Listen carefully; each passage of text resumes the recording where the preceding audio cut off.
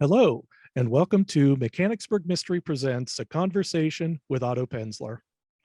Our guest is one of the major figures in the mystery and thriller scene, even though he doesn't write mysteries or thrillers, but he has done everything else.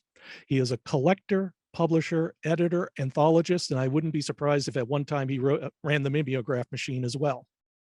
In 1975, he founded the Mysterious Press, a publishing house devoted to mystery and crime fiction, and printed the works that are a who's who of the great authors in this field, including Eric Ambler, Kingsley Amis, Isaac Asimov, Robert Bloch, Raymond Chandler, Stanley Elkin, Patricia Highsmith, P.D. James, H.R.F. Keating, Ross MacDonald. I could go on and on and on. He's also edited more than 50 anthologies of crime fiction, including the prestigious Best American Mystery Story for 20 years and a new series, The Best Mystery Stories of the Year. And if that wasn't enough, our guest has also launched new imprints such as American Mystery Classics, which brings back into print great works from the past, such as Ellery Queen's The Chinese Orange Mystery and the Egyptian Cross Mystery. And the Dutch Shoe Mystery, among others. And also Scarlet, which publishes psychological suspense for female readers. And he is also the owner and operator of the Mysterious Bookshop in New York City, the oldest and largest mystery specialist bookstore in the world, and which also has the great taste or otherwise to carry my books from the Peschel Press line. So I could go on, but we have a limited amount of time and you all want to hear Otto Penzler talk. So let's please welcome the multi-talented Otto Penzler. Welcome to the show. Thank you so much, Bill. It's a pleasure to be with you today. Absolutely. Now, as a longtime collector of mysteries and thrillers, would you consider yourself an expert on mysteries? Well, you know, I wrote a book or co-wrote a book called The Encyclopedia of Mystery and Detection, which was published in 1975 and won the Edgar in 76. And my partner on that, Chris Steinbrenner, was a great film expert. So he wrote all the stuff about film, television, radio, and theater. And I wrote everything about books and authors and detectives and so on. And when you write an encyclopedia, you are automatically regarded as an expert. So I will accept that that definition happily. I could see that we could put you in the same category as Isaac Asimov, who wrote, 500 books, a lot of them nonfiction on Shakespeare and chemists and scientists. And if you know enough to be able to write about them, that should make you ipso facto an expert. Yeah, well, yes, but I would never want to put myself at the same level as Isaac Asimov. I know a lot about mystery fiction. That's my one area of expertise. He had 40 examples of expertise, and his business card just said Isaac Asimov, natural resource, which he was. Absolutely. I still use his Shakespeare book today when I'm writing, because it's just a great summary of a lot of information that doesn't necessarily grow old or grow stale. Now, how did you get into the mystery field? Well, I was an English major. I didn't read mysteries as a kid, but I was an English major at University of Michigan. And if you, for anybody out there who's been an English major, you know what you read. You read James Joyce and T.S. Eliot and Ezra Pound and Russian novelists. And when I came back to New York, I wanted to keep reading because I've read my whole life, but I didn't want to keep hurting my head. And so I thought, oh, let me read some mysteries. And I started with the best book that I've ever read, which is The Complete Sherlock Holmes. And I thought, this is really interesting. This is really great. And then I started reading a lot of other mysteries, Agatha Christie, Ellery Queen, John Dixon Carr, because I love the puzzles. I love trying to solve. I never solved a puzzle. I am pathetic. I'm always fooled. I always think it's the most logical person. And I never suspect the least logical person who's always the murderer. But you'd think I would know that after 50 or 60 years, but I haven't gotten it. But then I discovered Raymond Chandler and Dashiell Hammett. And then I've realized, okay, it's not just mysteries are serious literature. They're every bit as stylish and have the same great background information, the same great character development, the same fascinating dialogue that straight fiction, so-called straight fiction or general fiction has. And this is proven by the fact that Hammett and Chandler, who wrote in the 20s and 30s and 40s, have been in print every year since they wrote their books, unlike many of the books that won Pulitzer Prizes and other awards back in the same era. And so I became a devotee of mystery fiction. Well, it's also useful. It's also worth noting that that the substance of mystery fiction, the theme behind it, has always been about justice. Yeah. And while it is possible you have the solution at the end of the complicated mystery, it also brings in all kinds of other issues when you have writers like Sarah Paretsky, who bring in a new theme for each of her Warshawski books, or even back in the days of Chandler and Hammett. Because of course Hammett's experience with the Pinkertons led him to adopt political opinions directly in opposite of the people who were basically paying his paycheck for the Pinkertons. Yes, but at its most fundamental level, mysteries are fairy tales for adults, and in its simplest terms, it's a battle between good and evil. The murderer or the criminal on one side, and the detective, the policeman, amateur detective, whoever on the other side. And I think one of the great comforts of detective fiction for all of us, although it's not why we read it, it's not what's foremost in our mind as we're reading it, but I think we like the sense that justice will be done at the end of the book, unlike in real life, where it's not always so evident. Oh yeah, or also that the case never gets completely solved, or you still wonder. There's certainly true crime cases like the JonBenet Ramsey case that we're going to be debating that for over 100 years. Even though we keep coming up with solutions, but there are different solutions. Yeah. No, it's definitely this person. No, it's definitely this person. And sometimes we really never know for 100% sure. And the most famous example, of course, being Jack the Ripper. Yeah. This very, very famous case that a dozen different people have come up with cogent arguments about why it must be a certain person. And then somebody else comes up with an equally brilliant solution, which is equally suspect. Yeah. Jumping sideways a little bit, and this will play into something we'll bring up later with Penzler Publishers. You had talked one time about British espionage writers, and you consider them, British writers especially, to be the master of their craft, not American, maybe not French or Russian or any of those. Why the Brits? Why do you think that's so? I'm sorry, are you talking about espionage fiction specifically, or mystery fiction in general? Espionage, you said specifically espionage fiction, from John Buchan on. Yeah, no, and I'm sure I said that, and I believe it. Although, having said that, I think the greatest espionage writer who ever lived is Charles McCary, who is an American, who wrote a book called The Tears of Autumn, which is a beautiful title, number one. And it's his take on the Kennedy assassination. And McCary was a poet. The prose is so beautiful. He writes things and uses language, uses phrasing that you've never heard from anyone else, because he's a poet and the most brilliant writer of all time. I will say that he's at the same level as John le Carré, who I also regard as the greatest espionage writer who ever lived. A part of that is a combination of plotting as well as style and character development. Le Carré, especially the early books. The later books I don't have much affection for, but the great books, the ones that we know, the Carla trilogy and The Spy Who Came In From the Cold, are absolute masterpieces, as the best of Charles McCary's books are. And why are they better? They have longer experience.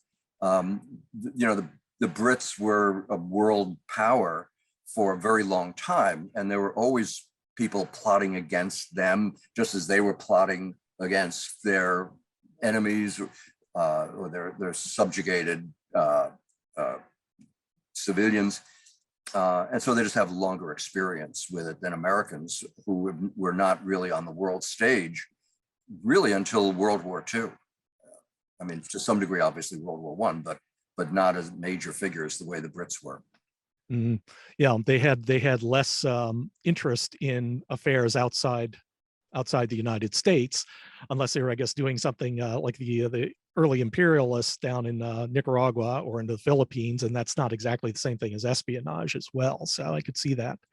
I mention this especially because you're coming out with a book by Charles Cumming in January for Penzler Publishers.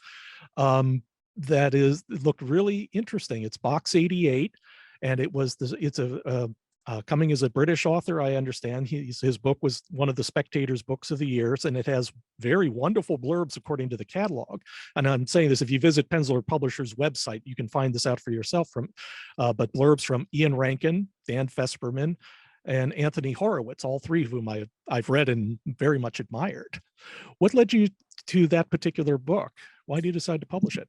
Well, just to be clear, Penzler Publishers is a company that has 4 imprints. It's Scarlet, American Mystery Classics, Mysterious Press, and mysteriouspress.com, which is an e-publishing company. So Box 88 is coming out as a Mysterious Press book. I've admired him because we import his books from England for my customers. I have serious customers who want the true first edition, and the Brits are the British editions are the true firsts. And so I read him and I admired him tremendously. And then, you do, as a publisher, you do what you can to acquire great writers and great books for your list. And I was fortunate enough to get Box 88. Box 88 turned out to be the #1 bestseller in England. Really? In paperback. Yeah, #1. And unfortunately, it was so successful that Amazon, if you'll excuse the expression, put it on their website, and we're selling the British paperback before our hardcover came out. So I think, we've lost some sales because of this illegal activity of the evil empire. But there's nothing I could do about it. I couldn't get them to take it down. Mm-hmm. Yeah, I think that was a reminder. I haven't heard of anything like that since the Harry Potter days, when they were doing public delayed releases on both sides of the Atlantic. Yeah. Well, moving on to more pleasant subjects, I wanted to also mention the American Mystery Classics release for this month, which is going to be Vincent Starrett, A Murder on B Deck. That's a book from 1929. Yeah, the American Mystery Classics series is just something that really warms my heart, because I love, in addition to loving new writers and discovering writers and publishing great contemporary writers, I also have a tremendous affection for the golden age, both British and American. There is already an existing British series of British books. The museum in London? The British Museum, the British Library. Yeah. And so I wanted to make sure that the Americans weren't being ignored. So I started American Mystery Classics, and it's golden age books from the 20s, 30s, and 40s. And we're bringing them back in both hardcover and trade paperback, as well as the expected ebook, of course. And Vincent Starrett is this month. But we've done John Dixon Carr in this series. We've done at least 4 Ellery Queens, with another one on the way.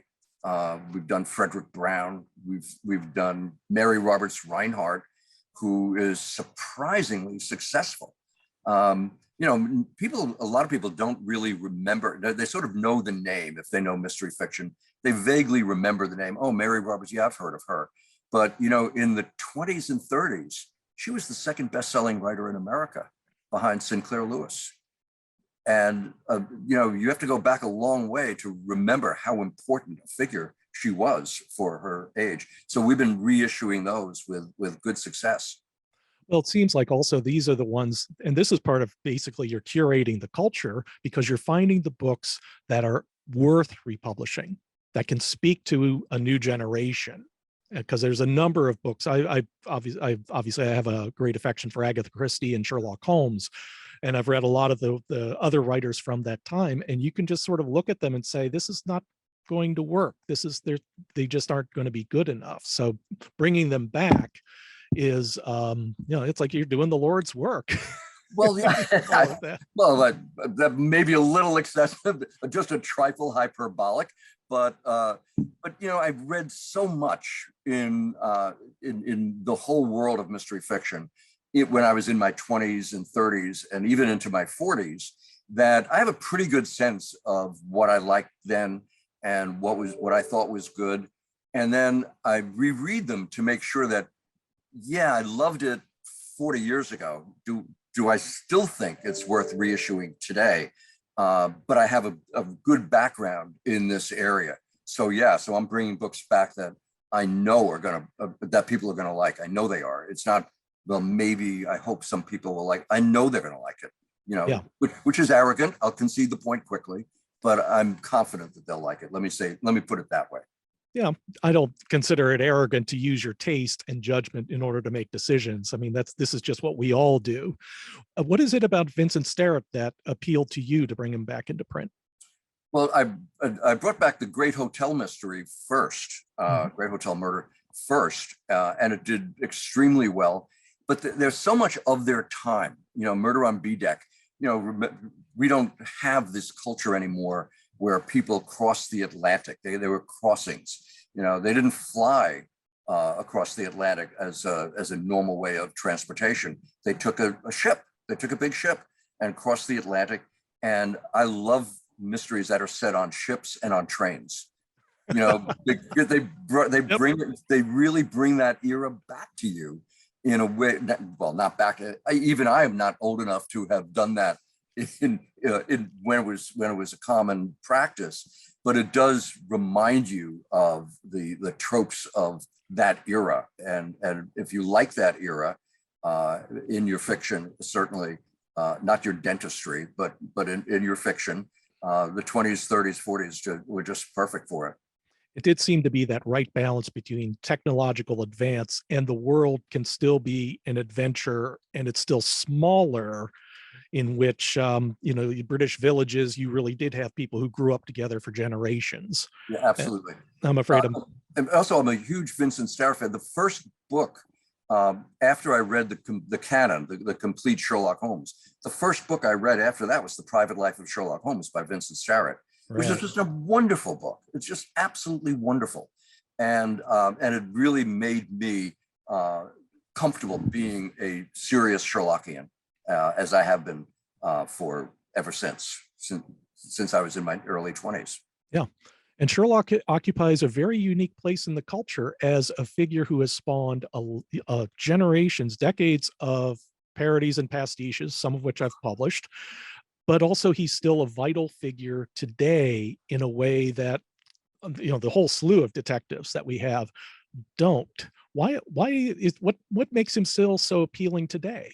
Boy, isn't that one of the most frequently asked questions about Holmes? What is it about Holmes that is so attractive that we still read him?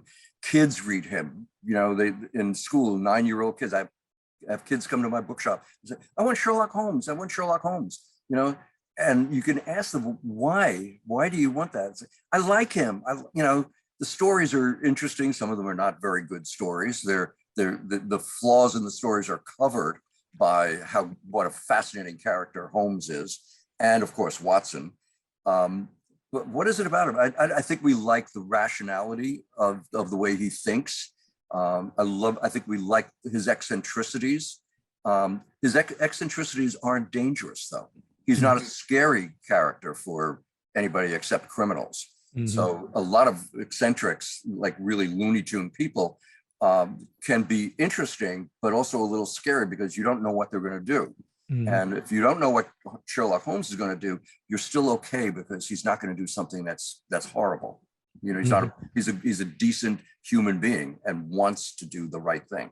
Yes, according to his own lights, which is why sometimes he lets the criminal go or the malfeasor go. Yeah, but the murderer that he lets go deserves to survive because she did the right thing, mm-hmm. And the person who was killed, as they say in Texas, deserved killing. He had it coming. Some people deserve killing. I also want to observe, today is the 168th birthday of Sherlock Holmes. And of course, later this week, you're going to be with your fellow Baker Streeter regulars. Mhm. Is this the first in-person gathering in a couple of years? Well, this last year was it was called off. Well, it became virtual, which is the same to me as calling it off. Yeah. But in 2020, the Baker Streeter regulars met in January. We always meet close to his birthday, which is January 6th. So this coming Friday, not tomorrow, next week, Yep. the BSI will be there. We have our 42nd annual open house for Sherlockians to come to the store. And there are other events connected to that. It's really a week of Sherlockian gatherings and talks and so on. It's great fun. And people travel long distances from Japan, Germany, England, California. They come to New York. I don't know what's going to happen this year because travel is so difficult. And there are still some people who are so afraid of COVID that they're still hiding under their desks, after 2 years. Like, get your vaccination and live your life. But I don't want to get onto that. Yeah, that's understandable. So now I'll also jump back to your Scarlet line, and we'll talk about the third book that's coming out this month, which actually I'm very interested because it's very much a contemporary as you can get. It's by a debut novelist, Mandy McHugh, called Chloe Cates is Missing. And it involves social media and Instagram influencers. And it just sounds like a fascinating book. Do you want to talk a little bit more about her? I could, but I really don't want to. And I'll tell you why. I'm the editor of all of the Mysterious Press books. And I select the American Mystery Classics. But I have a brilliant editor who works in California, Louisa Smith, who is the editor-in-chief of Scarlet. And she discovers these books, she edits these books, she works with the writers, and she knows a lot more about these books than I do. Sometimes, and I have to confess this, my life is so overfull with one thing and another. We've published several Scarlet books that I haven't even read because I trust her. I trust this editor so much. She's the most brilliant editor I've ever known. Yeah.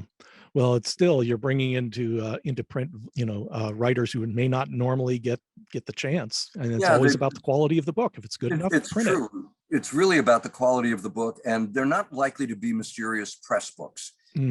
Mysterious Press, for years, when people say, well, what do you publish? I like to say literary crime fiction.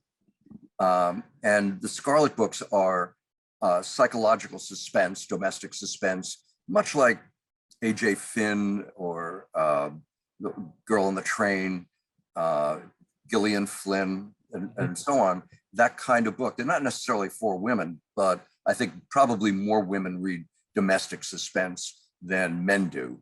And it's frequently women in jeopardy to some degree, And this particular book by Mandy McHugh that you were bringing up does involve a lot of social media and so on. And I know nothing about social media. I actually have a Facebook page that my wife set up for me like 12 years ago, because two of my publishers said, you should have a Facebook presence. So once a week, I write something. And then that's it, because I don't know anything about Instagram or Twitter. I don't have a Twitter. I don't know anything about all of this. And that is all of that is a major element of Mandy McHugh's book. And I wouldn't know if it's accurate or how it works. Louisa knows. So I leave it in her hands. Well, and as I've been discovering, because I'm involved in writing and editing books, that there's only so much time in the day to do things. And if you want to get something done, if you want to get the books written and edited and then published as a self-publisher, I found that you really do, if you can get a staff to help you, it's all to the good. Totally necessary. And when I started Mysterious Press, I did everything. I mean, everything. I hired the artist. I took care of billing libraries and bookshops. I wrapped the books and took them to the post office. I mean, everything. And you're somewhat limited to how many books you can sell when you do that. And now, of course, W.W. Norton, a great old publishing house, distributes my books. And Jake and Charles work with me and take care of so many of the things that are warehouse, publicity, social media. Jake is my social media expert. Louisa does the editing for Scarlet. It takes a lot. We're publishing more than 40 books a year. So it's a real program. It really needs a lot of people. Yeah, exactly. I wanted to ask you, especially since you are very well read in the mystery field, have you seen any kind of changes in trends over, say, the last decade or so that you? Yeah, maybe a little bit longer than that, but certainly I think one of the most important changes that I've seen since I started getting very actively involved in publishing is there used to be a wall between mysteries and literary fiction, and you would only describe literary books, you would only review literary books is in big reviews and so on. Mysteries would get a little column or a little mention here and there, and writers were treated with different kind of respect. Literary writers were being held up as icons of genius and brilliance for writing these great literary books, and mystery writers were just described as, oh, they're good storytellers and so on. But what's happened in more recent years is that a lot of literary writers started writing crime fiction. An easy example is Joyce Carol Oates, who every other book is a crime novel, or a collection of crime stories that I get to publish. And then she writes other big books for her more regular publisher, who's now at Knopf. But also people like Mario Vargas Llosa wrote crime fiction. And so Thomas Pynchon wrote a couple of private eye books. Thomas Pynchon, the private eye books are as incomprehensible as his literary fiction, but still it shows the trend. But also it goes the other way. A lot of mystery writers have become much more literary. You read people like Michael Connolly, George Pelecanos, Dennis Lehane, and so on, and you see that there's a real literary sense of the way that they write. And so that line, that wall between literary fiction and mystery fiction, that has come down and the boundaries have blurred. And I think this is a great thing for mystery fiction. I always talk about the golden age of mystery fiction being the 20s, 30s, and 40s. But reading how many great writers there are working now, I call this the platinum age. Mm. I agree. There's just an amazing amount of great fiction out there, great mystery fiction. And in some of the older ones as well, because I understand, one you have a particular fondness for, one author is Rex Stout, who is also one of my favorite authors as well. Yeah, and I still read him today. Yeah. And some of his books, particularly The Doorbell Rang, which involved the FBI under J. Edgar Hoover, still resonates today. Yeah. It was always one of the statements that I always made was, when I retire, I'm going to read all of Rex Stout from beginning to end, but the retirement does not seem on the immediate horizon. Well, why retire when you have so much fun now? No, you're right. What's the point? People often ask me, because I'm going to be 80 in July. And so people say, so are you thinking of retirement? And I said, retire to what? What do we do? Learn to play shuffleboard? No, I'm doing fine the way I am. Thanks very much. Absolutely. Thinking back, when I was talking about, you have numerous encounters with authors. This will be the last question, by the way. I was curious about any of them that really made an impression on you. One way or another, either they're just being absolutely, they're authors I have met that have just floored me with their intellect, like Lev Raphael, who also he's writing mysteries as well. But in your long career of encounters, is there any that particularly stand out? The truth is, I've been very fortunate. My bookshop was in Midtown Manhattan, and now it's still in Manhattan, although we're downtown in Tribeca now. But because of the bookshop and being able to meet so many authors who come in to sign books, as the years went by, I came to become very close friends with many of them. Elmore Leonard and I became very close friends, and he put me in two of his books. Otto Penzler. I was a German prisoner of war in Oklahoma, and which is based on true stuff. There were a couple of 100,000 German POWs in America during World War II, and I escape from the prison. Now, no German POW wants to escape from prison. Nobody's shooting at you. You get 3 meals a day. You're warm. You know, you're fine. But I escaped. So I said, well, why am I escaping? He said, you're German because you think you can, and you do.